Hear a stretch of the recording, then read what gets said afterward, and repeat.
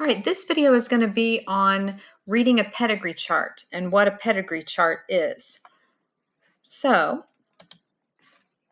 this is a pedigree chart. It's a lot like a family tree. So here's an example of a family tree, and the members of this family tree are represented with little pictures, and you can see who they are, and they have all of these lines that connect them. In that sense, with all of the lines connecting, a pedigree chart is similar. But with the pedigree chart, everything is reduced to squares and circles and a specific trait that you're examining. This is the point to the pedigree chart. It's seeing what trait it is that you're looking at, and you're seeing what of the family have that specific trait. So basically, you use it to analyze the inheritance patterns and maybe even be able to predict some probabilities of a trait for new possible family members. Now, in order to read a chart, you need a few basics. So to start with, on all pedigree charts, you have to know what the circle and the square is. And the circle is the female. The square is the male. So on any chart, anytime that you see a circle, it's for the female, and the square is for the male. There's also this horizontal line that connects the circle and square. That's called a marriage line. It's just showing that those two people have come together, and either they're married or they at least reproduced. So you're showing that that's a couple. Now, with any family tree or with a pedigree chart, you're going to have more than just two people on there. You're going to have lots of offspring, different generations. So here you can see that this is two generations that are shown. So again, here's the marriage line. This line down is the line of descent, and this is the sibling line. So this is showing that this woman and this man got married and had these three kids, two girls and one boy. And over here, you'll see these Roman numerals that represent the generations. So this is the first generation of parents. The second generation is their offspring. So if we look at it again, you can see that you are seeing two generations in a pedigree chart, just the husband and wife and their three children. It gets a little tricky when the second generation offspring get married. So now you have those same children, and you can tell because the sibling line is still only going to those offspring, but they've each married someone. So now in the second generation, you have the original children to these parents, but also the people that they married. And that's all of the second generation. Since the point of the pedigree chart is to look at a genetic trait in a family line, the trait that you are looking at will be colored. Therefore, if anyone on the chart who has the trait will have the colored shape. In our example here, the trait we're observing is freckles.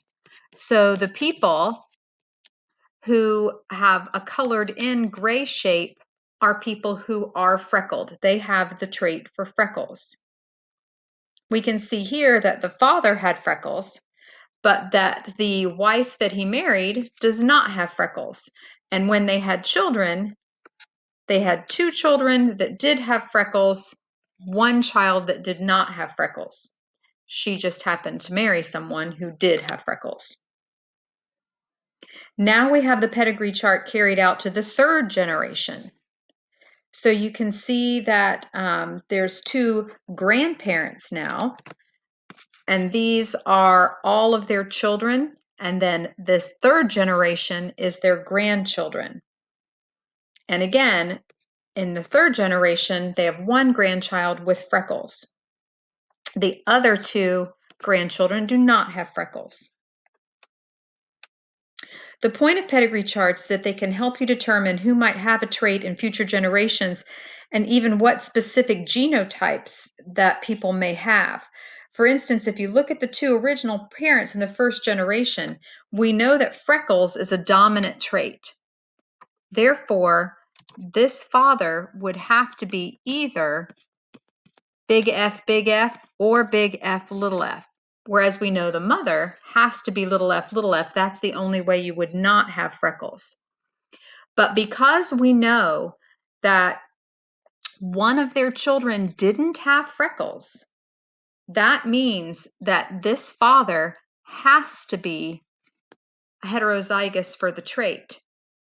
If he were homozygous for the trait, then every single one of their offspring would be heterozygous, and so they'd all have freckles. So we can tell just by this pedigree chart that that father is heterozygous for freckles. So that's how a pedigree chart can help us determine sometimes the genotype of something. So for scientists, pedigree charts are usually used to help parents and families understand the genetics of certain diseases. So this pedigree chart is an example of a pedigree chart for the disease Tay-Sachs disease. And Tay-Sachs disease is a recessive disease. So you only have Tay-Sachs if you have the recessive traits for that. So you can see up here, Tay-Sachs disease is recessive. So if you have Tay-Sachs disease, you would have two small t's. If you had either heterozygous or homozygous dominant genotypes, you would not have Tay-Sachs disease. And because it's a recessive trait, there's something unusual in the pedigree chart. When you have something that's a recessive trait that you're looking for, it can skip a generation. So if you notice this generation here, they do not have Tay-Sachs disease. You only see that if it's a recessive trait. These people in gray, though, they are all, we know, little t, because they all have Tay-Sachs disease and it's a recessive trait. We don't know which genotype everyone else is. However, we can know that because these two parents had two children with Tay-Sachs and two without, they must be heterozygous for the trait. If either one of them were homozygous or both were homozygous, they would not have the possibility to have two little t's if you did the Punnett square. So we know that they're heterozygous. In this kind of condition, that's actually known as being a carrier. Because they have that allele for the disease, they're considered carriers for the disease. These parents don't have it, and they had no idea that if they got married, there would be a chance that their children would have it as well. And if you look in the third generation, for this person to have Tay-Sachs disease, that means that when this man married this woman, she was also a carrier. Same here. This woman would also have been a carrier. They would have both had to have been heterozygous in order to get a recessive trait child.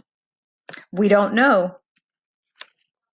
We don't see any offspring for this person, so they could be homozygous or heterozygous for the trait. We can't tell. We can't tell for this one either. But that is how pedigree charts are useful, because you can determine what people's genotypes might be and then what the probability is that parents might have a child with a certain disorder. Here's another pedigree chart for a different disease. This disease is hemophilia. It's a disease that affects blood clotting, and it keeps people from having their blood clot like it should. And you can see on this chart there's something unique. There are some shapes that are filled in halfway. Those halfway shapes are to show you the people who are carriers. So if hemophilia is recessive and we represent it with little h, then the carrier are the heterozygous genotypes. So they don't have hemophilia, but they're a carrier of it because they have the allele that could give the next generation the disorder. However, this is a very unique trait, hemophilia, because it is something called X-linked, which means this trait is only found on the X chromosome. Not like the 23rd chromosome or the 10th chromosome or some random chromosome. It's only on the X chromosome, which makes it very unique. So every woman has two X chromosomes. Every male has an X and a Y. So this particular person is a carrier for the disease because one of these chromosomes contains the allele for hemophilia. But in this woman, because she has two X chromosomes, this chromosome wins out and she doesn't get the disease. And in this man, his Y chromosome doesn't matter because it doesn't have the allele for hemophilia. This one does not have the allele for hemophilia. But in some of their children, if they get the X from the mother, then they end up with the disorder. If they happen to get the other X, then they don't. They're essentially kind of like a heterozygous, or at least they don't have the disease. X-linked is a little bit trickier. But the takeaway here is that for an X-linked trait, you'll find a lot of females who are carriers but do not have the trait. Because they have two X's, they have the chance for the other X to help them out and keep them from getting the trait, essentially. So in a lot of X-linked traits, you'll find males that will have that trait because they get it from a mother who was a carrier for the trait. Color blindness works in a similar fashion. That's why more boys are colorblind than girls.